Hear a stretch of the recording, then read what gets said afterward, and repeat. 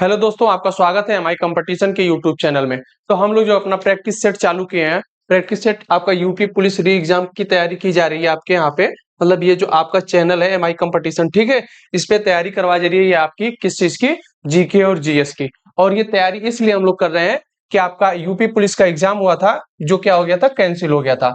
Cancel का कारण क्या था ये सबको पता है कि पेपर लीक हो गया था। और आशा करते हैं कि आप लोग अपनी पढ़ाई को बहुत अच्छे तरीके से जारी रखे होंगे, क्योंकि पढ़ाई करना बहुत इंपॉर्टेंट है। आपका एग्जाम बहुत जल्द होने वाला है। आपका जो चुनाव है लोकसभा का, उसका रिजल्ट जो है आपको 4 जून को देखने के लिए मिल जाएगा। 4 जून के बाद जो है आपका एग्जाम कराने की पूरी संभावना, क्योंकि ये बहुत बड़ी वैकेंसी है और आज तक के इतिहास में इतनी बड़ी वैकेंसी अभी तक आई हुई नहीं थी, ठीक है। और इसमें बहुत रिकॉर्ड तोड़ फॉर्म भी पड़ा है, इसलिए संख्या ज्यादा है और एग्जाम जो है आपका बहुत जल्द कंडक्ट करवाया जाएगा। इसलिए आप अपनी तैयारी को बहुत अच्छे तरीके से करते रहिए, ठीक है। सबसे पहले आप थ्योरी जो भी टॉपिक आपको मिल रही है उसको कवर करिए। उसके बाद उसका जो है रिवीजन करते रहिए, ठीक है दोस्तों। रिवीजन करने के बाद आप जो उस टॉपिक को, उस चीज को फिर राइट करने का प्रयास करिए, क्या लिखने का प्रयास करिए, और उसके बाद फिर रिवीजन करने का प्रयास करिए। तो जो है आप अपने एग्जाम में बहुत अच्छा काम करके आ सकते हैं, ठीक है। तो ये जो हमारा जीके और जीएस का सेगमेंट होता है, इसमें कितने अंक होते हैं तो आपको पता होना चाहिए कि जो इससे 38 सवाल पूछा जाता है, यानी कि 150 अंक में जो आपका पेपर होता है यूपी पुलिस का, उसमें 150 अंक का पेपर पूछा जाता है। उसमें से 38 नंबर आपका होता है जीके और जीएस का, ठीक है। तो इसमें से आप 30-32 सवाल जो है पूरी तरीके से सही करके आ सकते हैं। याद रखिएगा आपके पेपर में माइनस मार्किंग भी होता है, ठीक है। तो इसलिए हम आपको बता दें कि आपका जीके और जीएस बहुत इंपॉर्टेंट हो जाता है आपके एग्जाम के लिए। तो हम लोग जो प्रैक्टिस इसलिए चालू करवा रहे हैं क्योंकि समय बहुत कम है। अगर थ्योरी की क्लास कराने बैठ जाएंगे तो आपको कम से कम 3 से 4 महीना लग जाएगा। और यहाँ पर फ्री ऑफ कॉस्ट, मतलब कोई भी एक पैसा लेते ना हुए आपको प्रैक्टिस करवाई जा रही है और उसका डीप एनालिसिस भी किया जा रहा है, ठीक है। ये जो आपका प्रैक्टिस सेट 14 नंबर का है, इसके पहले हम लोग 13 प्रैक्टिस सेट कर चुके हैं, ठीक है। आप लोग ध्यान दीजिएगा कि जो भी क्वेश्चन आपको सामने दिखे, जिस टॉपिक से दिखे उस टॉपिक को आप नोट करिएगा और उसको सरसरी निगाह से, यानी अपने बुक के माध्यम से या फिर आप अपने नोट्स बनाए होंगे, नोट्स के माध्यम से आप उसको कंप्लीट करने का प्रयास करिएगा। तो हम लोग चलते हैं अपने इस सेशन के अगले सवाल पर। यानी पहला क्वेश्चन पढ़िएगा आप लोग कि फर्स्ट क्वेश्चन क्या कह रहा है। देखिए, नूरजहां, ठीक है, किस मुगल सम्राट की पत्नी थी। देखिए, आपको जितने भी प्रैक्टिस सेट करवाए जा रहे हैं, आप उसमें अक्सर देखते होंगे कि मुगल साम्राज्य से एक सवाल अवश्य बनता है। और इंपॉर्टेंट इतिहास से यही होता है कि जो प्राचीन इतिहास होता है आपका, प्राचीन इतिहास, इससे आपके एग्जाम में सवाल बनने के चांसेस बहुत कम होते हैं। और यहां तक ये भी देखा जाता है कि जो मध्य इतिहास है, ठीक है, मध्य इतिहास, इससे 1 से 2 सवाल बनने की संभावना रहता है। और सबसे ज्यादा इंपॉर्टेंट होता है आपका आधुनिक भारत का इतिहास, ठीक है। आज के समय में ऐसा देखा जा रहा है कि आधुनिक भारत के इतिहास से ही एग्जाम में सवाल बनाए जा रहे हैं, क्योंकि भारत फ्रीडम फाइटर, यानी भारत फ्री कैसे हुआ, स्वतंत्र कैसे हुआ, ये आपके आधुनिक भारत से ही पता लगता है, जो 1857 से लेकर 1947 तक जो भी कार्यकाल था, समय था, ठीक है। तो इस तरह से आपको पता लगेगा कि आधुनिक भारत के इतिहास से ही आपके एग्जाम में, यानी यूपी पुलिस के एग्जाम में 7 से 8 सवाल देखने के लिए मिल सकता है, ठीक है। तो ज्यादा से ज्यादा फोकस करने की संभावना किस चीज में है, क्या हम प्राचीन इतिहास में अपना टाइम वेस्ट करें, मध्य इतिहास में। तो अच्छा है कि हम आधुनिक भारत को पढ़ें और इसके साथ साथ जो INM होता है, इंडियन नेशनल मूवमेंट, यानी जो 1857 की क्रांति हुई थी, उसके बारे में जानकारी प्राप्त करना ये हमारा कर्तव्य बनता है। तो चलिए हम लोग अपने पहले सवाल पर चलते हैं कि पहला क्वेश्चन आपको क्या कह रहा है। नूरजहां किस मुगल सम्राट की पत्नी थी। तो बताइएगा, क्या अकबर की थी, औरंगजेब, जहांगीर या फिर शाहजहां। देखिए, मुगल साम्राज्य के बारे में आपको थोड़ा सा बता दें कि जो मुगल साम्राज्य था इसकी स्थापना किसने किया था। तो इसका क्या नाम था, बाबर। जो इसने मुगल साम्राज्य की स्थापना किया था उनका नाम था बाबर, ठीक है। आप लोग बताने का भी प्रयास करिएगा कि जो बाबर है यह किसको युद्ध में, कौन से युद्ध में हरा करके मुगल साम्राज्य की स्थापना की थी। तो हम आपको बताते हैं कि प्लासी का युद्ध हुआ था, कब, 1526 में, जहां पे इब्राहिम लोदी, यानी लोदी वंश का अंतिम शासक था, उसको हरा करके बाबर ने मुगल साम्राज्य की स्थापना की। और बाबर के बारे में बता दें तो बाबर जो है भारत पर उसके पहले 5 आक्रमण किया हुआ था। कितने आक्रमण, 5 आक्रमण किया था। और ये जो पांचवा आक्रमण था 1526 में, इसमें जाकर के उसे विजय प्राप्त करी। और विजय प्राप्त करने के बाद लोधी वंश को खत्म करके उसने मुगल साम्राज्य की नींव रखी। और एक चीज याद रखिएगा कि जब इसका पांचवा आक्रमण हो रहा था 1526 में, उस समय हुमायूं भी इनके साथ आया हुआ था। किसके साथ? बाबर के साथ हुमायूं, यानी कि 1526 में ही हुमायूं भी आ चुका था भारत में, जब मुगल साम्राज्य की स्थापना हुई थी। ठीक है। और एक चीज याद रखिएगा, जो बाबर है यह अपना कार्यकाल सिर्फ 4 वर्ष तक शासन कर चुका था, 1526 से 1530 तक रहा। उसके बाद हुमायूं शासन में आता है। हुमायूं के बाद आपको अकबर देखने के लिए मिलते हैं। उसके बाद जहांगीर और शाहजहां आते हैं। ठीक। तो ये सवाल पूछ रहा है कि नूरजहां किस मुगल सम्राट की पत्नी थी। तो आपको बता देते हैं कि जो जहांगीर था, यानी मुगल साम्राज्य का चौथा शासक जो था, अकबर का पुत्र था, शेखू बाबा कहते थे अकबर इसको, इसी की पत्नी का नाम था क्या? नूरजहां। तो क्वेश्चन नंबर फर्स्ट का option number C is the correct हो जाएगा। तो एक क्वेश्चन से आपको इतने फैक्ट्स देखने के लिए मिले हैं। आपका धर्म बनता है, यानी आपका कर्तव्य, देखिए एक स्टूडेंट का जो कर्तव्य होता है वही उसका धर्म होता है। तब यही है कि आप मुगल साम्राज्य को उठाइए, साम्राज्य को, उसके जितने भी केवल 5 से 6 कौन कौन से मैं बता देता हूँ। बाबर को पढ़ लीजिए, हुमायूं, अकबर, जहांगीर, शाहजहां, औरंगजेब, बस। और किसी के पढ़ने की कोई आवश्यकता नहीं। एक पढ़ना होगा 1857 में जो अंतिम बादशाह हुआ करते थे, बहादुर शाह जफर। ठीक है, जिनको रंगून भेज दिया गया था अंग्रेजों के द्वारा। ठीक। इस क्वेश्चन का option number C is the correct हो जाएगा। ये चीजें आप पढ़ लीजिएगा, आपको पीडीएफ प्रोवाइड की जाएगी, क्योंकि इसको आप पढ़ेंगे तो उस क्वेश्चन का जो जितना भी सार था, यानी उसका डीप में आपको चीजें पता चल जाएगी, कब किस नूरजहां उनकी पत्नी बनी, किस समय में बनी। ठीक है। तो अगला सवाल देखते हैं हम लोग, क्वेश्चन नंबर 2। देखिएगा, बहुत ही प्यारा सवाल है क्वेश्चन नंबर 2। इसको पढ़िएगा, पढ़ने का प्रयास करिए। क्या कह रहा है कि प्लासी का जो युद्ध हुआ था, अभी देखिए प्लासी के युद्ध के बारे में हम आपसे चर्चा भी किए हैं। तो याद रखिएगा कि प्लासी का जो युद्ध हुआ था, पहला 1526 में हुआ था, और दूसरा भी प्लासी का युद्ध हुआ था, वह कब हुआ था और किसके बीच में हुआ था, ये चीजें आपको जानकारी रखनी चाहिए। तो पहला प्लासी का युद्ध आपको सबको पता है कि 1526 में हुआ था। किसके बीच में? बाबर और इब्राहिम लोदी के बीच में हुआ था। बाबर प्लस लोदी। लोदी खैर कहेंगे तो लोदी वंश के सभी आ जाएंगे, लेकिन इसके पहले हम लोग लगाएंगे क्या? इब्राहिम लोदी। ठीक है दोस्तों, इब्राहिम लोदी। तो 1526 में प्लासी का प्रथम युद्ध हुआ था। ठीक। दूसरा युद्ध हुआ था 1557 में, सॉरी 1757 में। याद रखिएगा 1757 में दूसरा युद्ध हुआ था, और ये अकबर और किसके बीच में हुआ था, बताने का प्रयास करिएगा। तो जो क्वेश्चन नंबर 2 है, इसका option number C is the correct हो जाएगा। जो आपका 1757 है, ये प्लासी का युद्ध, दूसरा प्लासी का युद्ध लड़ा गया था। आइए हम लोग देख लेते हैं थोड़ा सा। देखिए क्या कहा जा रहा है कि जो प्लासी का युद्ध है, यह 1757 में बंगाल के नवाब सिराजुद्दौला, ठीक याद रखिएगा, बंगाल के नवाब सिराजुद्दौला और अंग्रेजों के मध्य हुआ था। किसके मध्य हुआ था दोस्तों? अंग्रेजों के मध्य। ये चीज याद रखिएगा। ठीक है। तो जो प्लासी का युद्ध था, यह 1757 में, यानी प्लासी का दूसरा युद्ध जो हुआ था वह 1757 में लड़ा गया था। किसके किसके मध्य? आपको देखने के लिए मिलता है, बंगाल का उस समय नवाब थे सिराजुद्दौला और अंग्रेजों के मध्य हुआ था। ठीक है। तो याद रखिएगा, इसमें अंग्रेजी सेना का नेतृत्व तो रॉबर्ट क्लाइव ने किया था। किसने किया था? तो ये चीज याद रखिएगा, उसका नाम था रॉबर्ट क्लाइव। इसने क्या किया था? अंग्रेजी सेना का नेतृत्व किया था। और एक चीज, नवाब की सेना में मीर जाफर था। कौन था? मीर जाफर। और राय दुर्लभ ने धोखा दिया, एवं उन्होंने युद्ध लड़ा ही नहीं, मतलब कि राजा को उन्होंने धोखा दे दिया, पहले ही अंग्रेजों से हाथ मिला चुके थे। इसलिए जो है सिराजुद्दौला जो है वहां पे युद्ध का हारने का कार्य करते हैं, मतलब हार जाते हैं। ठीक। अंग्रेजी सेना विजय हुई, फिर और अंग्रेजों ने मीर जाफर को बंगाल का नवाब नियुक्त किया। किसको? मीर जाफर को। मीर जाफर जो था, वह उस समय बंगाल के नवाब जो सिराजुद्दौला थे, उनसे बहुत जलन करता था, मतलब उनसे जलता था। इसलिए वो जाकर के अंग्रेजों से मिला। अंग्रेजों से मिलने के बाद उसने निर्णय लिया कि चलिए आप युद्ध लड़िए हमारे नवाब सिराजुद्दौला से, हम जो है आपका साथ देंगे। ठीक है। तब जाकर के अंग्रेज जो है चढ़ाई करते हैं, यानी उनके साथ युद्ध करने का प्रयास करते हैं और युद्ध करते भी हैं। वही नाम कहलाता है कि प्लासी का द्वितीय युद्ध 1757 में।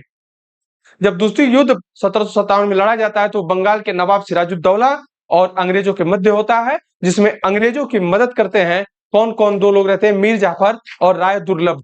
ठीक। ये दोनों जो है युद्ध के मैदान में पहुंच करके युद्ध नहीं लड़ते हैं और साथ दे देते हैं अंग्रेज का, और अंग्रेज विजयी हो जाते हैं।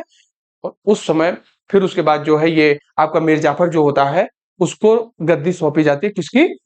बंगाल की। अच्छा, जैसे ही गद्दी उसको मिलती है फिर अंग्रेज अपने हिसाब से काम करने लग जाते हैं। जाहिर सी बात है, अगर आप ही किसी को सपोर्ट करके अगर मुख्यमंत्री बनवाते हैं या फिर गांव के स्तर पे देखे प्रधान बनवाते हैं, तो क्या आपका काम गांव का जो प्रधान बना वो नहीं सुनेगा? बिल्कुल सुनेगा। वही चीज हुई।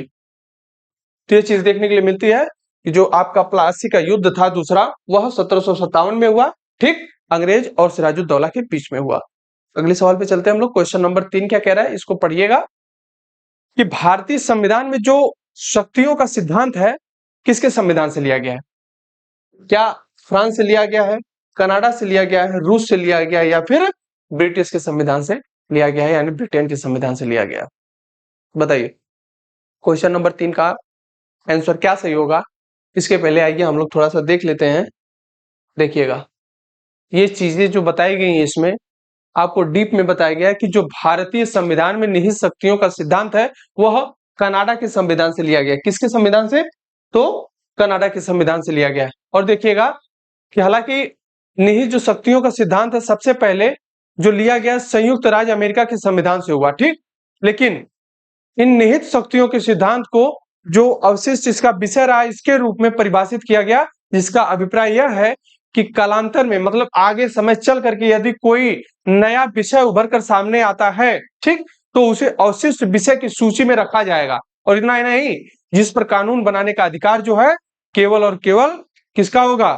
तो कनाडा में भी इस प्रकार के विषय पर कानून बनाने का अधिकार केवल किसको है? संघ को है। संघ मतलब सेंटर को है। तो बस इस चीज को पढ़ने का सिर्फ एक ही चीज है कि जो संघीय व्यवस्था है वह कहां से लिया गया है? तो वो कनाडा के संविधान से लिया गया है। ये चीज याद रखिएगा बस।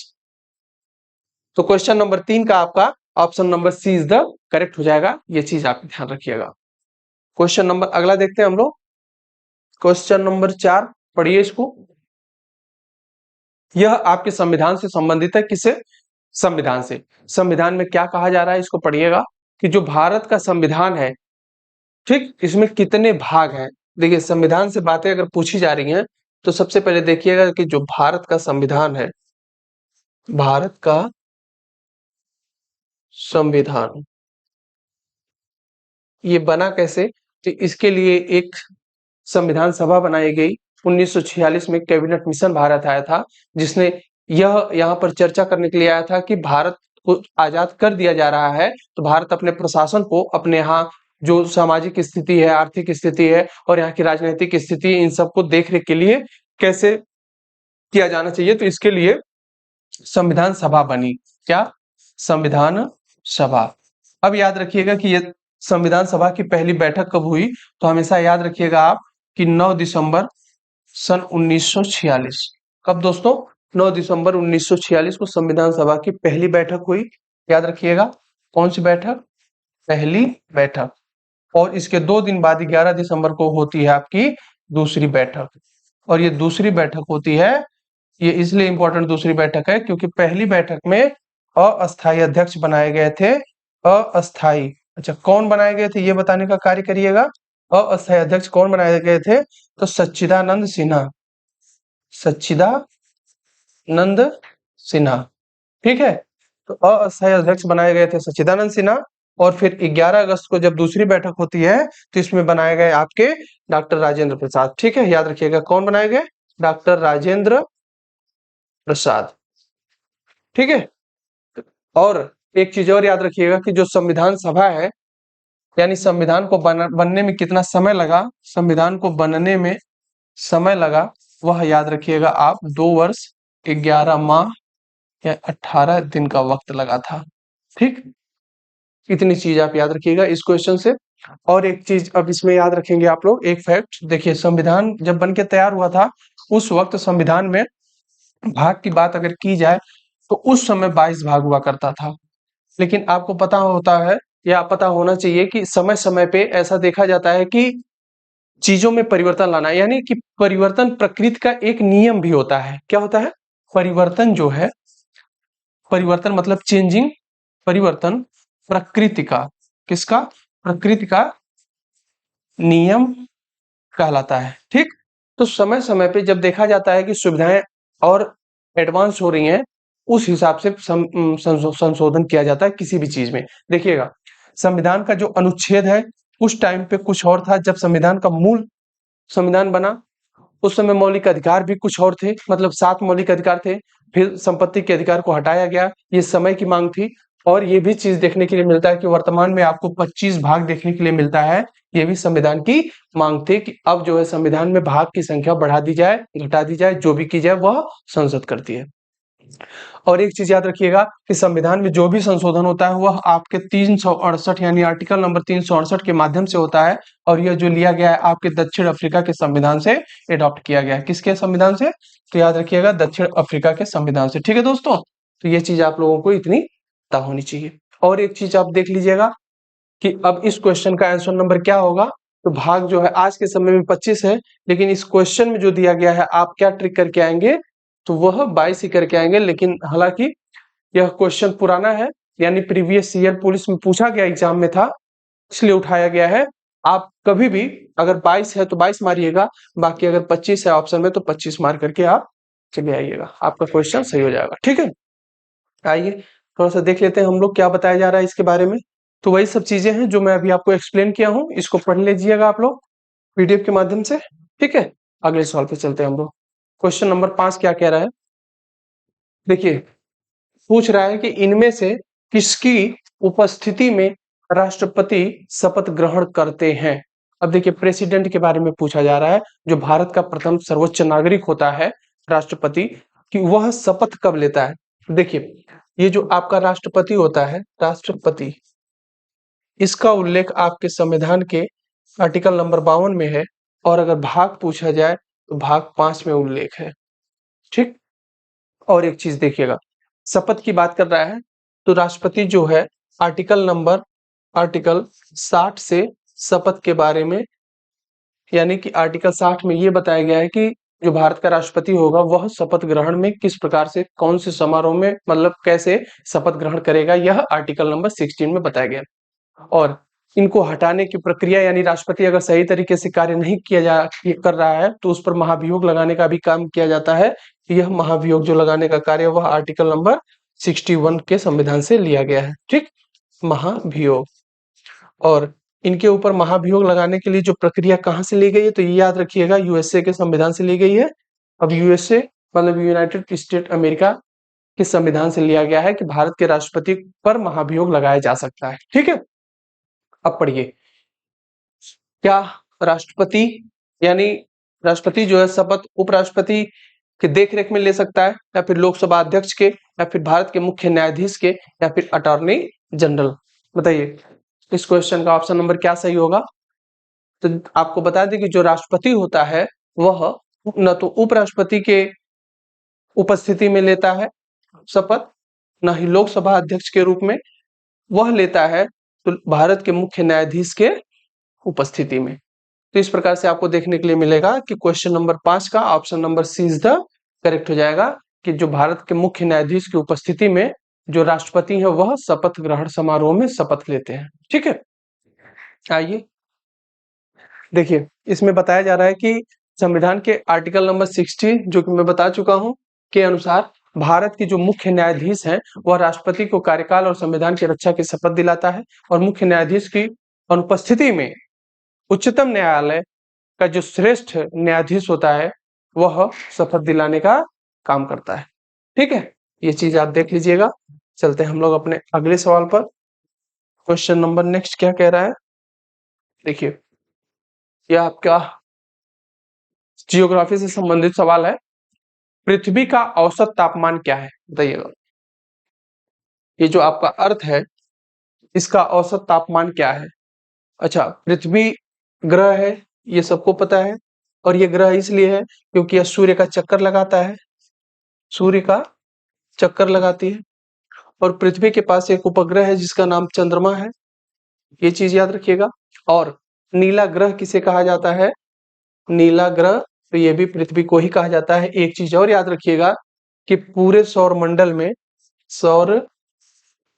में वह कौन सा ऐसा ग्रह है जिसपे जीवन संभव है, जीवन संभव है, जीवन संभव है, तो वह आपको देखने के लिए मिलता है क्या, पृथ्वी। पृथ्वी ही एक ऐसा ग्रह है जहाँ पे जीवन संभव है। इतनी चीज आप याद रखिएगा पृथ्वी से संबंधित। और पृथ्वी पे जो बताया जाए कि पृथ्वी 4 हिस्से में अगर तोड़ा जाए तो इसका एक भाग जो है वह स्थल है, बाकी ये सब क्या है, वाटर है, यानी पानी है।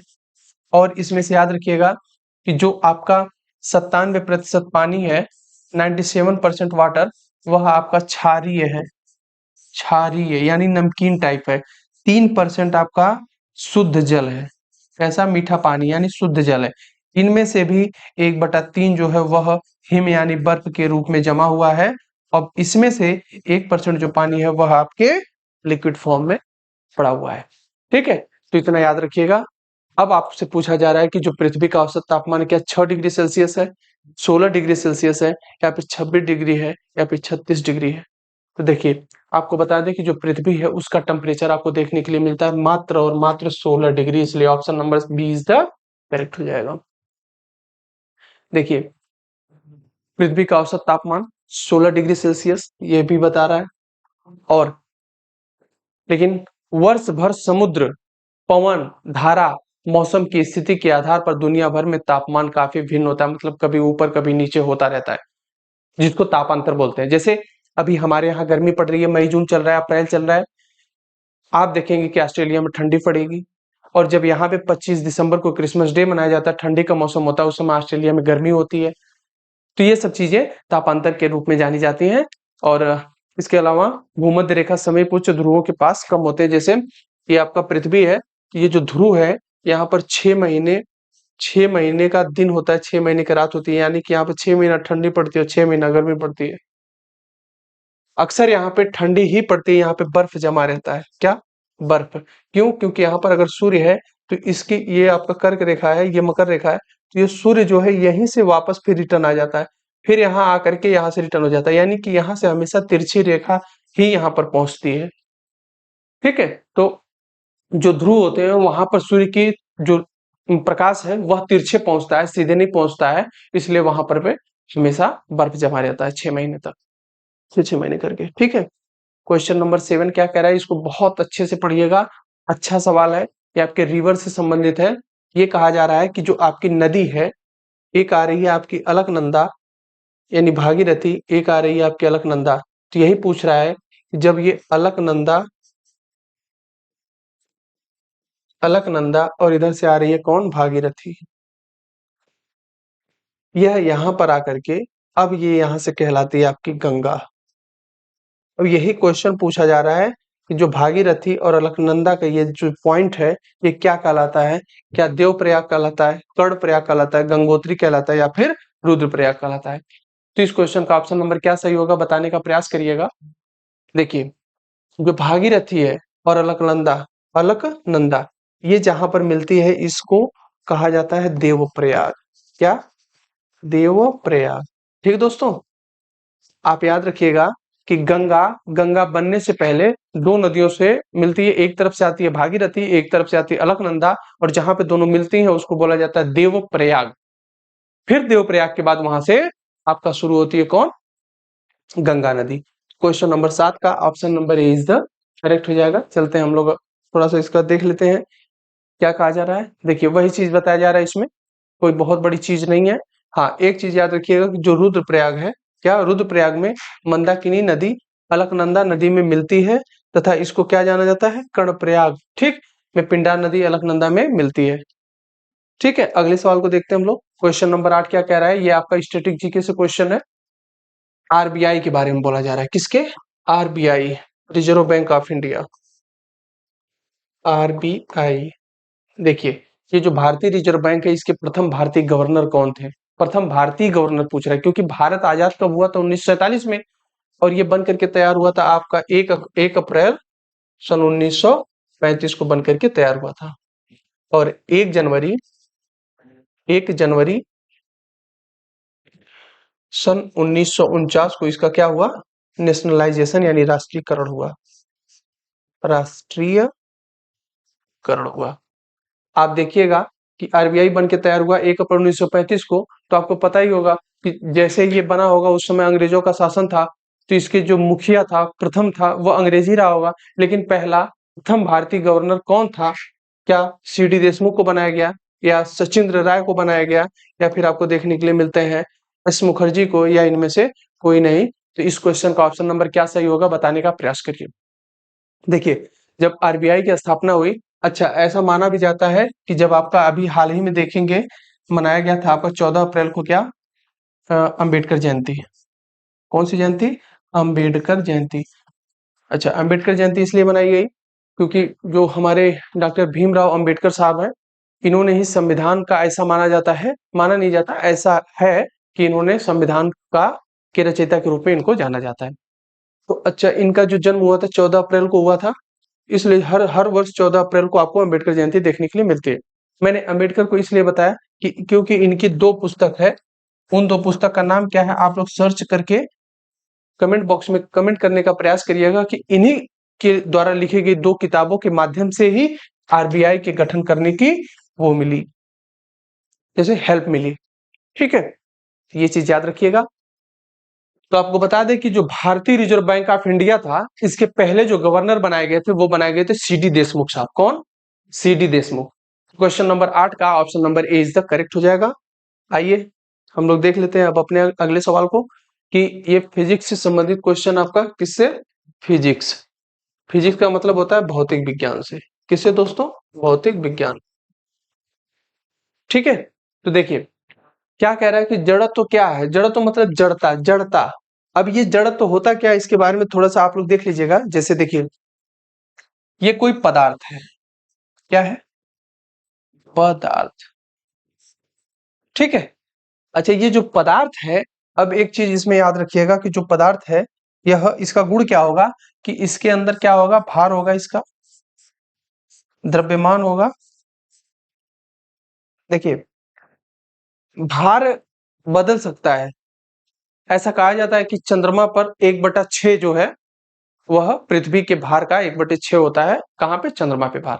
तो भार बदलता है, लेकिन द्रव्यमान कभी भी बदलता नहीं है। द्रव्यमान स्थिर होता है, क्योंकि द्रव्यमान वो चीजें हैं जो उस पदार्थ में निहित कण है और उसका वेट है।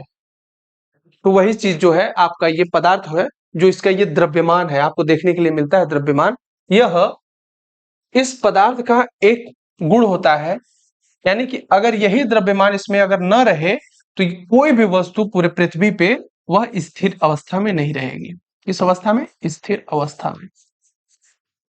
अच्छा, स्थिर अवस्था में अगर मैं जैसे यहां पर अगर खड़ा हूं, तो खड़ा होने का सिर्फ एक ही कारण है कि मेरे अंदर जड़त्व का गुण है।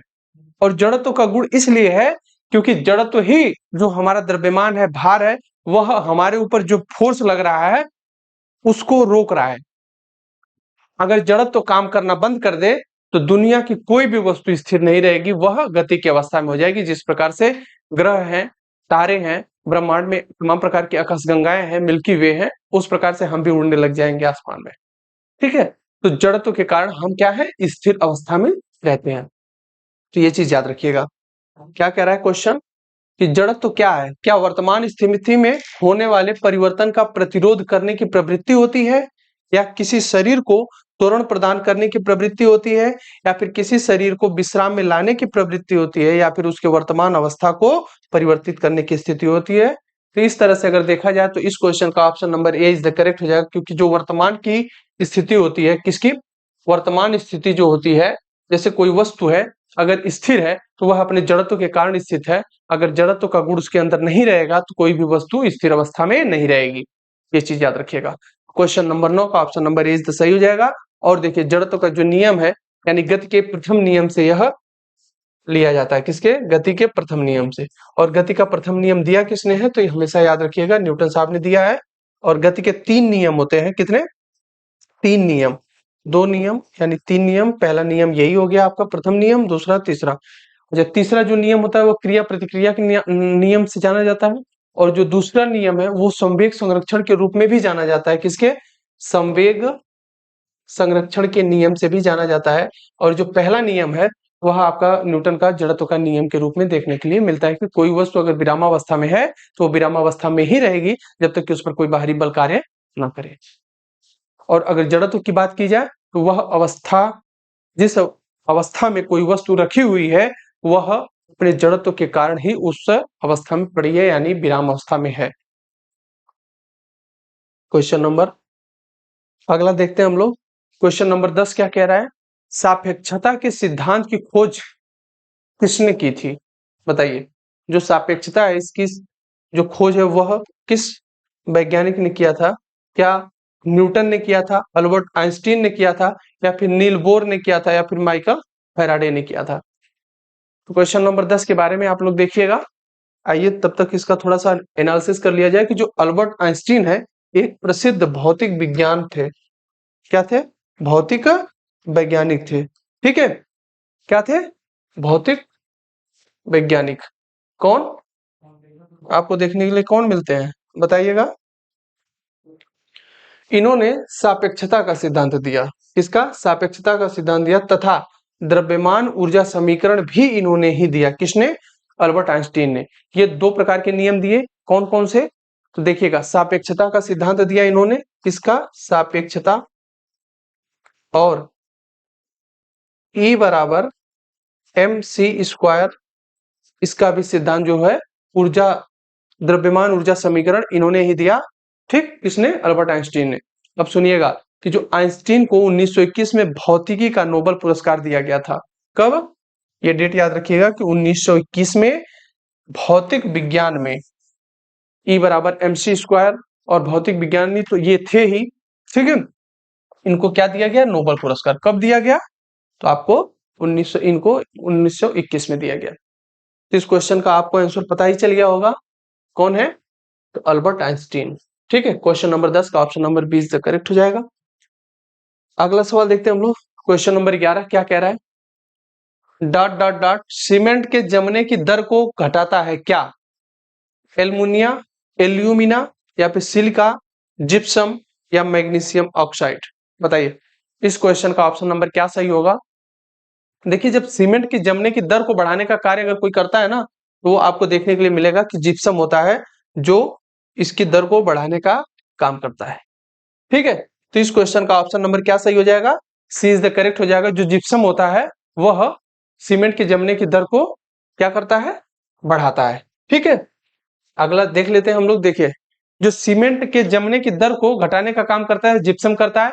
इसको प्लास्टर ऑफ पेरिस, यानी जिसमें जिप्सम के आंशिक निर्जलीकरण से बनता है, जिसका उपयोग शल्य चिकित्सा में प्लास्टर करने में, जैसे हाथ टूट गया या फिर कोई भी फ्रैक्चर हो जाता है तो वहां पर प्लास्टर लगाने का कार्य इसी के माध्यम से किया जाता है। सांचे का मॉडल या कोई मूर्ति बनानी है, फिर कोई डिजाइन देना है, तो उन सब में किसका प्रयोग किया जाता है? आपका जिप्सम का प्रयोग किया जाता है। ठीक है, अगला सवाल देख लेते हैं हम लोग।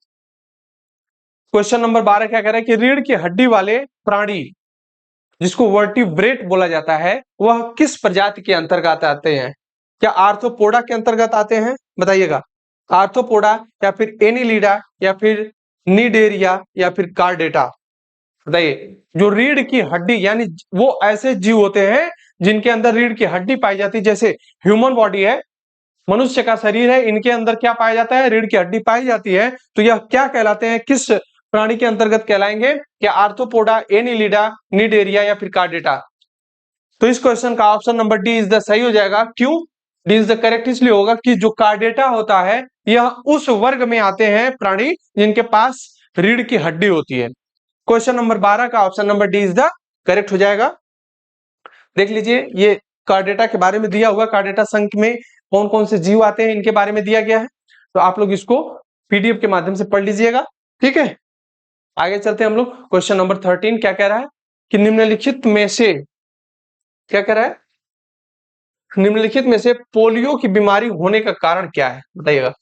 क्या बैक्टीरिया से संबंधित पोलियो होता है, या फिर मच्छर के काटने से, फिर वायरस के, या फिर तिलचट्टे के काटने से?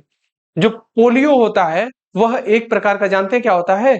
आपको देखने के लिए मिलता है यह वायरस के कारण ही होता है। किसके कारण? वायरस। और भारत बड़ी मेहनत के बाद जाकर के पोलियो मुक्त घोषित हुआ है, और पूरी तरह से भारत से पोलियो समाप्त होने की घोषणा आपकी 2025 के आसपास है। ठीक है, तो इस क्वेश्चन का option number C is the correct हो जाएगा। आइए देखते हैं हम लोग। पोलियो होने का मुख्य कारण वायरस होता है, ये सबको चीज पता है। क्या होता है, वायरस मुख्य कारण होता है। और एक चीज याद रखिएगा कि आपको बता दें कि जो पोलियो है, इसके लिए रोग अधिकांशतः बच्चों में ही होता है। इसका संक्रमण मुख्य रूप से एक व्यक्ति से दूसरे व्यक्ति में फैलता है, क्योंकि वायरस ही ऐसी चीज है जो एक संपर्क के माध्यम से ही होता है, एक दूसरे के संपर्क से। यह पानी या मल पदार्थ, अस्वच्छ भोजन के साथ जल के संक्रमण आदि से हो सकता है। पोलियो के वायरस 3 प्रकार के होते हैं, याद रखिएगा, टाइप 1, टाइप 2, टाइप 3 प्रकार के होते हैं। इसे विज्ञान की भाषा में आपको फिल्टेर वाल कहा जाता है। क्या? फिल्टेर वाल। ये जो वायरस होते हैं 3 प्रकार के, इनको बोला जाता है फिल्टेर वाल। ठीक, तो ये चीज याद रखिएगा। चलते हैं हम लोग अपने अगले सवाल पर। क्वेश्चन नंबर 14 क्या कह रहा है, देखिए, लौंग किससे प्राप्त होती है? क्या होती है? लौंग। आप लोग देखे होंगे कि लौंग जो है अक्सर मसाले में मिलती है। किसमें? मसाला में देखने के लिए मिलता है क्या? लौंग। और ये लौंग जो है अक्सर अलग से भी खरीदी जाती है। तो वही पूछ रहा है कि लौंग किससे प्राप्त होती है? क्या उस पेड़ का, मान लीजिए कोई पेड़ है, पेड़ है, ठीक है, और ये इसका जड़ है और यहाँ पर पत्तियां लगी हुई हैं, ठीक है दोस्तों। तो यही पूछ रहा है कि क्या जड़ से, तना से, यानी तना ये, या पत्ती से, या इससे, या फूल की पत्ती से, या फिर यहाँ पर कोई फूल लिया है ये। तो बताइए, जो लौंग है वो किससे प्राप्त होता है? तो हमेशा याद रखिएगा, जो लौंग होती है वह आपको देखने के लिए मिलती है फूल की कली में। किससे? फूल की कली से आपको लौंग की प्राप्ति होती है। ठीक है, देखिए, जो लौंग है मिटेंसी कुल के यूजीनिया कैरियोफाइलेटा नामक मध्यम कद वाले सदाबहार वृक्ष की सूखी हुई पुष्प कलिका है। ठीक है, कितना इंपॉर्टेंट था। देखिए, लौंग के बारे में बताया गया। और लौंग का जो अंग्रेजी पर्यायवाची शब्द क्लोव है, और यह लैटिन शब्द क्लेवस से निकला है। आमतौर पर यह एक मसाला के रूप में प्रयोग होता है, जो कि मैं बता चुका हूं आपको। लौंग आपको मसाले के रूप में, देखिए, ये जो आपको बाद में इसका एनालिसिस करवाया जाता है, ये इसीलिए होता है कि वो प्रश्न के आप डीप नॉलेज में जाएं। उस प्रश्न से फिर दोबारा अगर कोई उस टॉपिक से सवाल बने, आपका सवाल गलत होने की संभावना ना के बराबर हो जाए। ठीक है दोस्तों, 15 नंबर का सवाल आपके लिए ये ला रहा है कि ग्रीन हाउस प्रभाव में कौन सी गैस सबसे अधिक भाग देती है? देखिए, ग्रीन हाउस प्रभाव जो है यह भारत में नहीं पूरी दुनिया में बहुत खतरे का कारण बन रहा है, क्योंकि जलवायु परिवर्तन हो रहा है। और जलवायु परिवर्तन तो हो ही रहा है। देखिए, हमारे यहाँ या कार्बन का उत्सर्जन हो रहा है, तमाम प्रकार की गाड़ियां चल रही हैं, इतना ज्यादा प्रदूषण हो रहा है कि आपका जो क्लाइमेट है, जलवायु जो है वह, इसकी वजह से जो टेम्परेचर है वह बढ़ता दिख रहा है। और जब ग्लोबल वार्मिंग जिसको बोला जाता है यह बढ़ेगा, ग्लोबल वार्मिंग बढ़ने का मेन कारण भी ग्रीन हाउस गैस ही देखा जाता है। ठीक है, तो वही पूछ रहा है कि ग्रीन हाउस गैस में सबसे अधिक किस गैस का इसमें योगदान होता है? क्या पानी का वाष्प होता है, ओजोन होता है, ऑक्सीजन होता है, या नाइट्रोजन होता है? तो जो ग्रीन हाउस गैस है इसमें आपको देखने के लिए मिलता है कि जो पानी का वाष्प है, ठीक, यह गैस में सबसे अधिक भाग लेने का कार्य करता है। देखिए, बढ़ते औद्योगिकरण, जो कि मैं बताया, बढ़ते औद्योगिकरण, ठीक है दोस्तों, एवं मशीनरीकरण से वायुमंडल में ग्रीन हाउस गैस जैसे जल वाष्प, कार्बन डाइऑक्साइड, मीथेन आदि प्रकार की गैसें जो है की मात्रा तेजी से बढ़ रही है। क्या हो रही है? तेजी से बढ़ रही है। और देखिएगा, जिसके चलते पृथ्वी पर, याद रखिए, पृथ्वी के औसत तापमान में क्या हो रही है? वृद्धि हो रही है। किसमें वृद्धि हो रही है? टेम्परेचर में। ठीक, तो टेम्परेचर कैसे बढ़ रहा है? ग्रीन हाउस बढ़ रहा है। ग्रीन हाउस के प्रभाव का, ग्रीन हाउस कैसे बढ़ रही है? वो औद्योगिकरण के माध्यम से, मशीनीकरण के माध्यम से, ये ऐसा ही प्रक्रिया होने की प्रबल दावेदारी हो रही है। इसी प्रक्रिया में देखा जाए तो ग्रीन हाउस प्रभाव के नाम से जाना जाता है। अच्छा, ग्रीन हाउस प्रभाव में भाग लेने वाली जो गैस है वह क्रमशः आपको देखने के लिए मिलती है जल वाष्प, कार्बन डाइऑक्साइड, ठीक है, मीथेन, ओजोन। तो कभी कभी ये सवाल भी पूछा जा सकता है या पूछा जाता है कि ग्रीन हाउस गैस में कौन कौन सी गैस नहीं शामिल है, क्या शामिल है? तो इस प्रकार से आप ऑप्शन को सही करके आइए। तो देखिए, अपना अगला सवाल क्वेश्चन नंबर 16 क्या कह रहा है कि बचपन बचाओ आंदोलन के संस्थापक कौन है? बताइए, बचपन बचाओ आंदोलन मतलब क्या मलाला यूसुफजई, या फिर सानिया गुरु, या फिर सलमान खान, या फिर कैलाश सत्यार्थी? तो इस क्वेश्चन का ऑप्शन नंबर क्या सही होगा? जो बचपन बचाओ आंदोलन था इसका जो संस्थापक है वो आपको कैलाश सत्यार्थी देखने के लिए मिलते हैं। कौन? कैलाश सत्यार्थी। क्वेश्चन नंबर 16 का option number D is correct हो जाएगा। ठीक है, तो आपको पता होना चाहिए कि जो मलाला यूसुफजई और कैलाश सत्यार्थी है इनको नोबेल पुरस्कार मिल चुका है। किस लिए? अब आप बताने का प्रयास करिए कि नोबेल पुरस्कार तो दिया गया है, एक साथ दिया गया था, किस लिए? तो वह दिया गया था शांति के लिए। ठीक है, मलाला यूसुफजई आपको देखने के लिए मिलते हैं, कहाँ के हैं? तो यह पाकिस्तान के हैं। ठीक है, इतना चीज आप लोग देख लेंगे और इसको पढ़ लीजिएगा, पीडीएफ प्रोवाइड कर देंगे हम। अपना अगला सवाल देखते हैं कि लैंगिक समानता के लिए कौन सा उपाय अनुचित है? महिला सशक्तिकरण, समान वेतन, दहेज विरोधी कानून या फिर घर के बाहर जबरदस्ती काम पर भोजन। तो देखिए, जो लैंगिक समानता है ये सबसे ज्यादा जो इसका उपाय अनुचित ये लगता है कि आपको देखने के लिए मिलता है कि जो घर के बाहर जबरदस्ती काम पर भेजना। क्या? जबरदस्ती कोई काम करने के योग्य नहीं है या फिर चाहता नहीं है लेकिन फिर भी उसको भेजा जाए तो वह क्या कहलाता है? लैंगिक समानता के लिए यह अनुचित है। ठीक है, तो ये क्वेश्चन नंबर 17 का ऑप्शन था। जैसे देख लीजिए, इसमें बताया जा रहा है कि किसी महिला, ठीक है, सवाल पढ़िएगा ये, इसका एनालिसिस कि किसी महिला को अनुचित प्रकार से दबाव डालकर बलपूर्वक या जबरदस्ती घर के बाहर काम पर भेजना लैंगिक समानता के उपायों का उल्लंघन है। ठीक है, जबकि अन्य उपाय जैसे कि महिला सशक्तिकरण, समान वेतन, दहेज विरोधी कानून इत्यादि लैंगिक समानता के लिए प्रभावी उपाय होते हैं। ठीक है, इस क्वेश्चन का आप लोग आंसर ये होगा, ये देख लीजिएगा। ठीक है, अगला सवाल देखते हैं हम लोग। क्वेश्चन नंबर 18 क्या कह रहा है कि उत्तर प्रदेश के निम्नलिखित जिलों में से किसका क्षेत्रफल सबसे अधिक है? क्या लखीमपुर खीरी, सोनभद्र, सीतापुर या फिर हरदोई? तो क्वेश्चन नंबर 18 का ऑप्शन नंबर क्या सही होगा? देखिए, ये जो ऑप्शन दिया गया है इसके माध्यम से अगर देखा जाए तो जो लखीमपुर खीरी है दोस्तों, क्या लखीमपुर खीरी यह सबसे चारों राज्यों में नहीं, चारों जिलों में सबसे बड़ा जिला कौन सा है? सबसे बड़ा जिला आपको देखने के लिए मिलता है कौन? लखीमपुर खीरी। देखिए, उत्तर प्रदेश का जो सबसे अधिक क्षेत्रफल वाला जिला है वह लखीमपुर खीरी है। लखीमपुर खीरी का क्षेत्रफल 7,680 वर्ग किलोमीटर देखने के लिए मिलता है। कितना? 7,680 वर्ग किलोमीटर। और जबकि सोनभद्र का 6,905 वर्ग किलोमीटर देखने के लिए मिलता है, जिसका स्थान दूसरा है। सीतापुर 5,743 वर्ग किलोमीटर और हरदोई का 5,986 वर्ग किलोमीटर देखने के लिए मिलता है। क्वेश्चन नंबर 19 क्या कह रहा है, इसको पढ़िएगा। यदि राष्ट्रपति और उपराष्ट्रपति, क्या कह रहा है? यदि राष्ट्रपति और उपराष्ट्रपति दोनों का पद खाली हो, ऐसे में राष्ट्रपति के दायित्वों का निर्वहन कौन कर सकता है या कौन करेगा, ये बताने का प्रयास करिए। क्या महान्यायवादी, या किसी राज्य के वरिष्ठतम राज्यपाल, या लोकसभा के अध्यक्ष, या फिर भारत के मुख्य न्यायाधीश? तो ये आपको देखने के लिए मिलेंगे कौन? क्या महान्यायवादी? तो महान्यायवादी नहीं मिलेंगे क्योंकि यह कानूनी अधिकारी होते हैं, ये तो हो नहीं सकते। और किसी राज्य के राज्यपाल, ये राज्य के मुखिया होते हैं, तो ये देश कैसे संभाल सकते हैं? ऐसा हो नहीं सकता।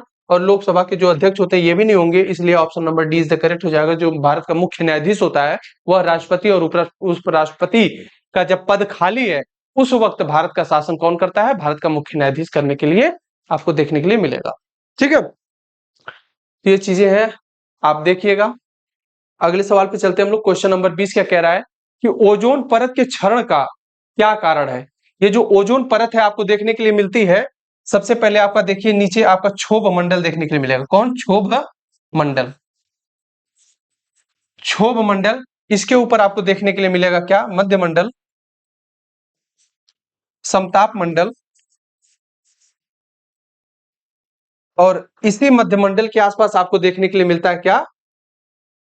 ओजोन गैस, ओजोन परत। और ये ओजोन परत इसलिए होती है, यह अल्ट्रावायलेट किरणों से हमारे त्वचा को बचाने का काम करती है। ठीक, और ऐसा देखा जा रहा है कि उत्तरी ध्रुव में ओजोन परत में छिद्र हो रहा है। क्या? छिद्र मतलब उसमें होल हो रहा है। और ये इसीलिए हो रहा है कि ग्रीन हाउस प्रभाव जो है वह बहुत हाई लेवल पर जा रहा है, जिससे ग्लोबल वार्मिंग बढ़ रही है, टेम्परेचर बढ़ रहा है। ठीक है, यही पूछ रहा है कि ओजोन परत के क्षरण का कारण क्या है? क्या स्तन कैंसर होता है, या त्वचा कैंसर उससे होगा, या फिर फेफड़े का कैंसर होगा, या फिर रक्त कैंसर होगा? जैसे ओजोन परत के जो क्षरण है उसमें छिद्र हो रहा है, अगर वो उसका छिद्र बड़ा होता जाएगा तो आपको देखने के लिए मिलेगा कि आपके शरीर पर त्वचा कैंसर होने की प्रबल दावेदारी हो जाएगी। मतलब जब वहां से अल्ट्रावायलेट किरणें डायरेक्ट पृथ्वी पर पहुंचेंगी तो ह्यूमन बॉडी के शरीर पर या किसी भी जीव के शरीर पर त्वचा कैंसर होने का खतरा बढ़ जाएगा। ठीक है, तो ये थे हमारे आज के इतने क्वेश्चन, कितने 20 क्वेश्चन किए। आशा करते हैं आप लोग इस सेशन को बहुत एंजॉय किए होंगे। मिलते हैं नेक्स्ट वीडियो में, तब तक देख ले रहिए आप एमआई कंपटीशन के यूट्यूब चैनल को। जय हिंद।